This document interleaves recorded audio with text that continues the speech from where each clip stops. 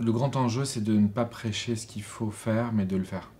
C'est d'arrêter de parler, de passer aux actes. Et je pense que beaucoup le comprennent en ce moment. Que les grands discours, les enfumages, c'est terminé. Surtout pour les entreprises. Pour les politiciens, ils ont encore un petit peu de cette époque-là n'est pas complètement terminée. Mais je sais plus qui dit ça, mais c'est Act speak louder than words. Et je crois que c'est vraiment une maxime qu'on a fait nôtre. C'est-à-dire qu'on agit beaucoup plus qu'on parle, on refuse beaucoup d'interviews, on refuse de passer à la télé, on refuse beaucoup de choses médiatiquement. Et c'est parce qu'on se perd en fait en passant notre vie qu'à faire des interviews, au lieu de travailler et de créer et d'aller plus loin.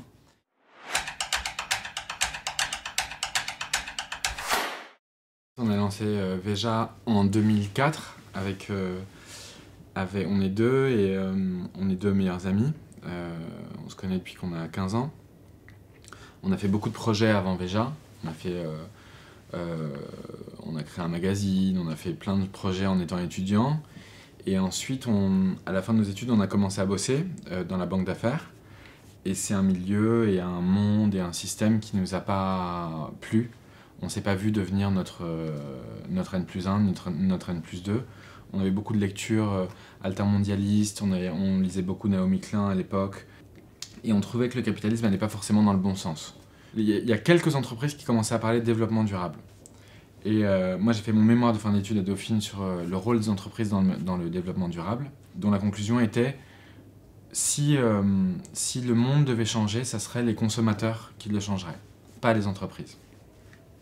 On a vu qu'il y avait quand même beaucoup de discours des grandes entreprises et pas beaucoup d'actions, ou en tout cas que c'était un peu décorrélé. Et c'est pour ça qu'au lieu d'être embauché par ces grandes entreprises, on a décidé de créer notre propre entreprise, mais qui, au lieu de traiter les projets écologiques, sociaux, de façon, je dirais, annexe, un peu à côté, au lieu de faire ça comme les grandes entreprises, on s'est dit, on va intégrer au cœur même du business un impact social positif, un impact écologique positif, et un impact économique, de justice économique positif à l'intérieur du projet Veja.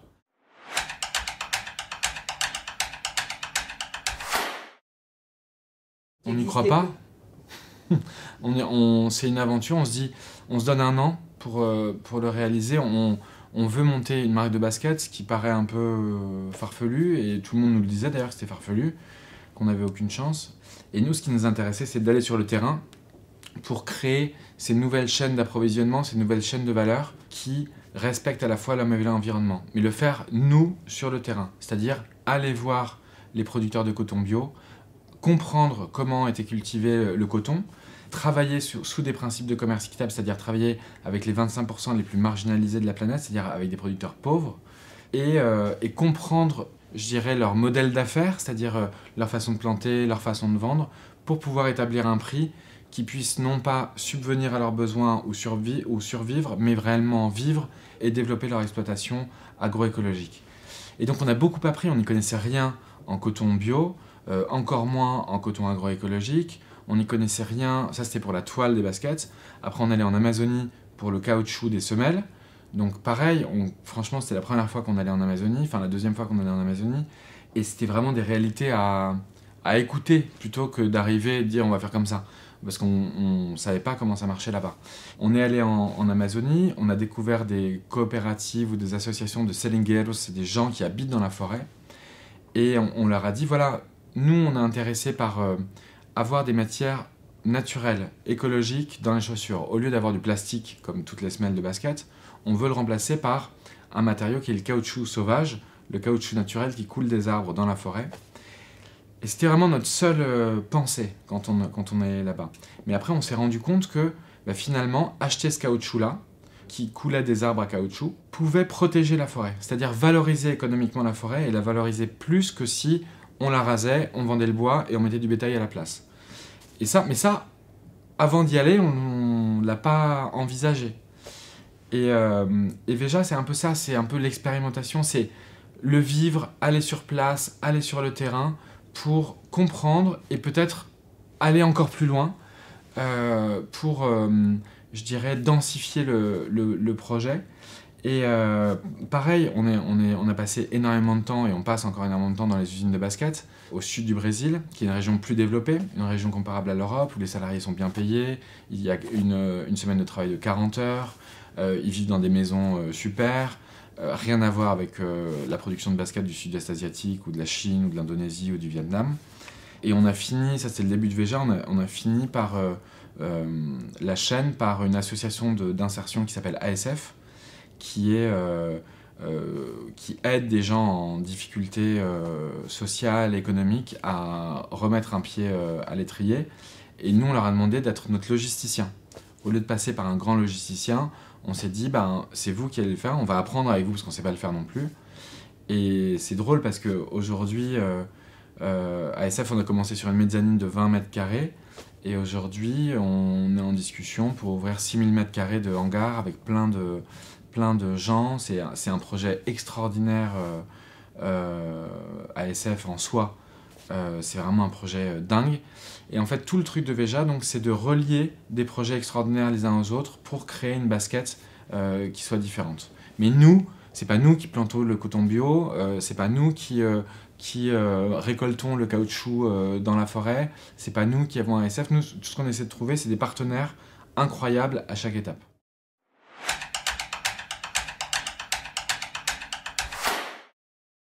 C'est qu'on a passé autant de temps sur le projet que sur le style des baskets, sur le design. Et qu'est-ce qui décolle, pourquoi Veja décolle au début, parce que, et encore maintenant, c'est à cause du design. Il y a plein de gens qui savent pas du tout, plein de clients, qui savent pas du tout ce qu'il y a derrière Veja. Plein. Je pense que c'est 85% de nos clients qui connaissent pas le projet, mais qui achètent Veja parce que le design leur plaît.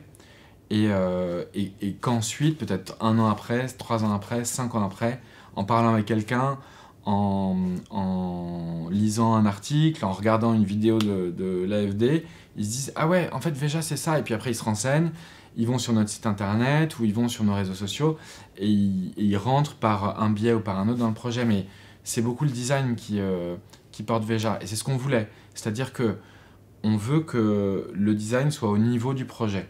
On a éradiqué la pub, on ne fait pas de pub du tout, parce que nos baskets coûtent entre 3 et 5 fois plus cher à fabriquer que si on les fabriquait en Asie. Donc le fait de ne pas avoir de budget publicitaire permet de réallouer les ressources dans la chaîne de production et ensuite le faire savoir, c'est le bouche à oreille, c'est les gens qui en parlent, c'est l'innovation, notre innovation écologique sur la prochaine basket qui fait connaître le projet de façon complètement organique et très solide. C'est-à-dire que y a plein de gens qui connaissent pas Veja et c'est très bien et ça grandit petit à petit. Ça nous permet de grandir sans investisseurs, sans fonds d'investissement derrière. C'est une SARL, ce qui est un statut de société qui n'existe plus, je crois, presque. Après, en 2007-2008, Veja commençait déjà à bien fonctionner et on s'est dit, en fait, on a fait un produit très écologique. On a fait un produit vraiment beaucoup plus écologique que les autres, etc. Mais est-ce qu'on n'est pas en train de devenir des petits patrons de PME un peu cons c'est-à-dire que ce qu'on a appliqué sur les baskets, il faut l'appliquer partout.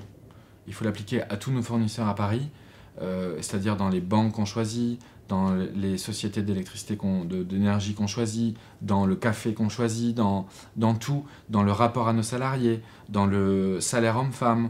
En fait, le jeu s'est répandu, à force de jouer, ça s'est répandu à toute l'entreprise. Et qu'au lieu de dire les préceptes auxquels on croit et de faire des grands discours, etc., on préfère beaucoup les faire, les appliquer et les réaliser à notre humble échelle. C'est une petite entreprise aujourd'hui, c'est 170 personnes. Mais on est beaucoup plus satisfait que de faire des discours politiques en disant il faut faire ci, il faut faire ça, il faut que l'un fasse ci ou l'un fasse ça.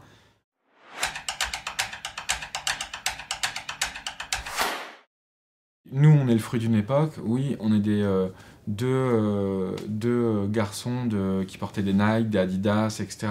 et qui avons grandi, je le disais tout à l'heure, avec le tournant de notre jeunesse et la chute du mur de Berlin. On avait 12 ans. Oui, on est le fruit d'une époque aussi. Si on a fait Veja, c'est à cause de nous, mais à cause de l'époque aussi. Donc ce bon moment, je sais pas si, s'il y a un bon moment pour faire les choses auxquelles vous croyez. Je crois que si on fait les choses auxquelles on croit, bah forcément ça va être le bon moment. C'est plutôt l'inverse.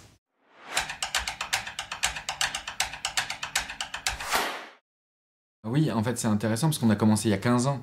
Donc c'est vrai que beaucoup commencent et tout de suite parlent de l'impact, mais je trouve que l'impact il se mesure sur la longueur. L'impact il se mesure sur le temps long, pas sur 6 mois, pas sur un an. Ces chiffres-là sont pas bons. Donc oui, on a des super études sur les producteurs de coton bio. Une qui a été réalisée en 2009 et une qui a été réalisée en 2014 ou 2016. Non, 2016. Et ça nous permet vraiment de voir ce qui marche pas. Là, par exemple, on m'a envoyé un graphe, et c'est pareil, c'est sur 15 ans. Donc il y a vraiment, je trouve, de la signification du sens qui mettait en relation en Amazonie l'extension du bétail avec la déforestation, avec la courbe de la déforestation. Et sur 15-20 ans, sur les parcelles et dans les réserves dans lesquelles on bosse. Et qui mettait aussi en relation, qui disait, bah voilà, la réserve ou je sais pas combien de milliers ou dizaines de milliers d'hectares sur lesquels bosse Veja, les producteurs avec qui bosse Veja, bah comme par hasard, ils sont préservés. Et ça, c'est des photos satellites sur 15 ans. Donc oui, je trouve que l'étude d'impact, elle est importante. On est super mauvais en report, vous savez, en faisant des rapports et tout ça c'est pas trop la mentalité de l'entreprise, mais on le devient. Parce que c'est important aussi quelqu'un le disait pendant la conférence, de transmettre et de montrer, mais plus par des études scientifiques posées sur le temps long que par des espèces de slogans Twitter qui, je pense, gonflent un peu tout le monde.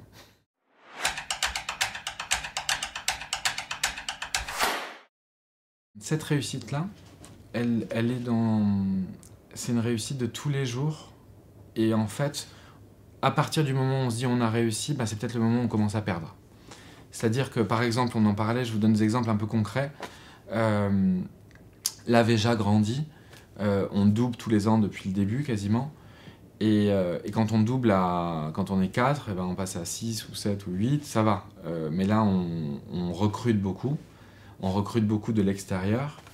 Et notre attention particulière, c'est qu'il y a plein de gens qui viennent d'entreprises normales, d'entreprises conventionnelles, et qui arrivent avec une culture normale, une culture conventionnelle. Et c'est vrai que ça peut créer... ça peut twister Veja. C'est-à-dire qu'on se dit, ben non, au lieu de travailler avec une association d'insertion pour le stockage et la logistique, on va travailler avec un super logisticien, ça sera plus facile, ça sera moins cher, ça sera plus rationnel, ça sera plus rationalisé, et de toute façon, c'est comme ça que ça marche. Mais ça, c'est les discours qu'on peut entendre aujourd'hui. Et du coup, la réussite, elle n'est pas par rapport au passé, je trouve que la réussite, elle est toujours par rapport à l'avenir, et que... à partir, moi je suis persuadé du moment où on dit à partir du moment où on a réussi, bah, c'est le moment où c'est perdu. Donc on a encore énormément de travail, je pense qu'on est à 1%, 2% de ce qu'on peut faire. Déjà beaucoup de limites qu'on met sur notre site, etc. Et il faut... et c'est vrai que ça devient un jeu que d'aller plus loin. Ça devient un jeu que de tester encore nos limites écologiques, sociales, etc. Parfois, avec l'enfer est pavé de bonnes intentions, donc par exemple, on voulait mettre le salaire de tout le monde en ligne, parce que je trouve que c'est la meilleure façon de gommer les différences hommes-femmes. C'est-à-dire que si tout le monde sait les salaires de tout le monde, ben, c'est plus compliqué qu'il y ait des différences et des injustices surtout.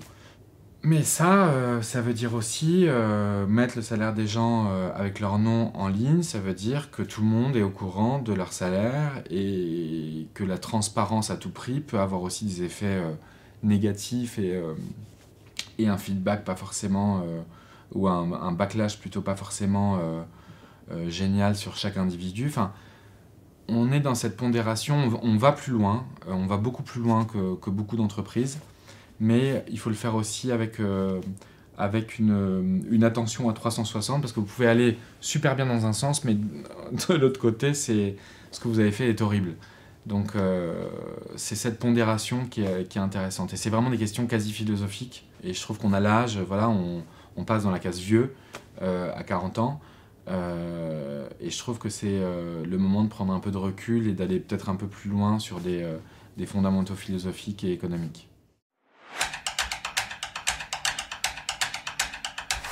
Il y en a plein. Et je pense que c'est intéressant de ne vouer aucun culte, mais plutôt de prendre à chaque fois ce qui résonne en nous dans chaque personne. Et du coup, il y en a vraiment beaucoup. Des auteurs, il y a aussi bien Naomi Klein que André Gide, que Jean-Paul Sartre, enfin, beaucoup de romanciers, de philosophes.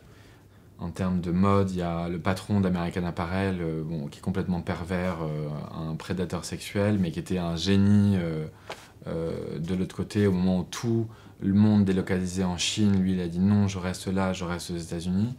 Des femmes comme Agnès B, qui ont été des créatrices, mais je dirais pudiques, et qui ont beaucoup œuvré pour le made in, pour la fabrication française, etc. Enfin, il y a plein de gens qui nous inspirent, aussi bien des romanciers que des philosophes, que des... Là, j'ai acheté un bouquin hier qui s'appelle « Éloge du magasin », qui a été écrit par un sociologue, et c'est génial. Il parle de l'anti-Amazon, de ce que... Je ne l'ai pas encore lu, hein, donc j'ai lu juste le dos du bouquin. C'est la relation physique que crée le magasin, la relation de quartier, de proximité, etc., qui a été complètement détruit ou qui est en train d'être complètement détruit par Amazon, et qui dit à quel point ça fait société. Et voilà, enfin, l'inspiration, elle vient d'ouvrages comme ça, type Mike Davis aussi. Je ne sais pas si vous connaissez Mike Davis, un sociologue américain, qui a écrit un bouquin qui s'appelle Paradis Inferno, qui nous a beaucoup inspiré aussi. Enfin, il y a plein de sources.